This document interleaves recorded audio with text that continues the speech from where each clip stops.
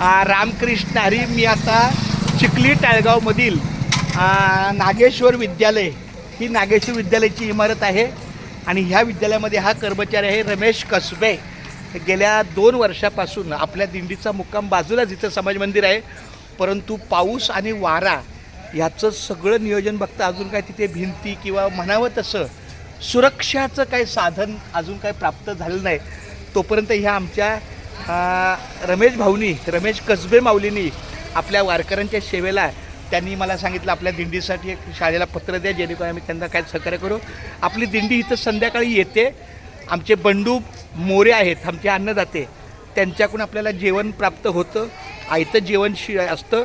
आम्ही जेवतो, संध्याकाळी वर्गात झोपतो, आपल्या वरांड्यामध्ये झोपतो. माऊली रामकृष्णारी बोला. रामकृष्णारी. आणि अशा पद्धतीनं आमचं दुसऱ्या दिवशी सकाळी इथून आमचा मार्ग पुढचा मोशीला जाण्याचा. तर हे चिखली टाळगावमधलं हे समाज मंदिराच्या बाजूला नागेश्वर आहे.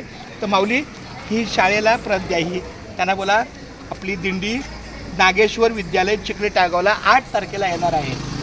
सॉरी चुकलं माझं. किती तारीख? 7 तारीख. इथं पण मार्किंगला काय करा,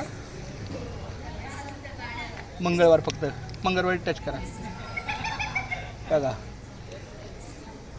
करा मंगळवारी टच. मंगळवार तसं. अरे तुला नाही हे चपटं करायचं बाळा, हे चपटं करायचं. आता कर. हा आई शाबास. आणि दुपार नाही, आपण दुपार इथे नसतो ना, दुपार आपला देहू आहे. तर अशा पद्धतीनं माऊली रमेश माऊली सहकार्य होईल ना, काय अडचण नाही ना. आला माऊली रामकृष्ण.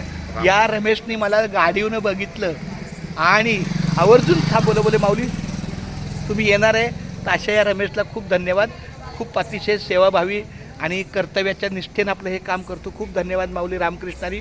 मी पांडुरंगाच्या चरणी प्रार्थना करतो की आमच्या रमेश माऊलीला आणि त्याच्या संपूर्ण कुटुंबाला, मित्रपरिवाराला उदंड आयुष्य मिळो आणि अशीच वारकऱ्यांची सेवा त्यांच्या हातून घडो ही माऊलीच्या चरणी प्रार्थना. माऊली रामकृष्ण.